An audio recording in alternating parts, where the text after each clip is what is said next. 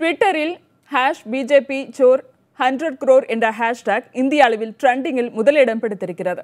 100 கோடி தருவதாகவும் அமைச்சர் பதவி தருவதாகவும் பாரதிய ஜனதா கட்சி தங்களுடைய சட்டமன்ற உறுப்பினர்களிடம் பேரம் பேசுவதாக மதச்சார்பற்ற ஜனதா தளத்தின் தலைவர் குமாரசாமி குற்றம் சாட்டியிருக்கிற நிலையில் ட்விட்டரில் #BJP chore 100 crore என்ற ஹேஷ்டாக் ட்ரெண்ட் ஆகி வருகிறது. குமாரசாமியின் கருத்தை பாஜக மூத்த தலைவர் பிரகாஷ் ஜவடேகர் மறுத்த நிலையிலும் ட்விட்டரில் அது குறித்து தொடர்ந்து பலரும் பதிவிட்டு வருகின்றனர். அதனால் #BJP chore 100 crore ஹேஷ்டாக் தேசிய அளவில் முதலிடம் பிடித்திருக்கிறது.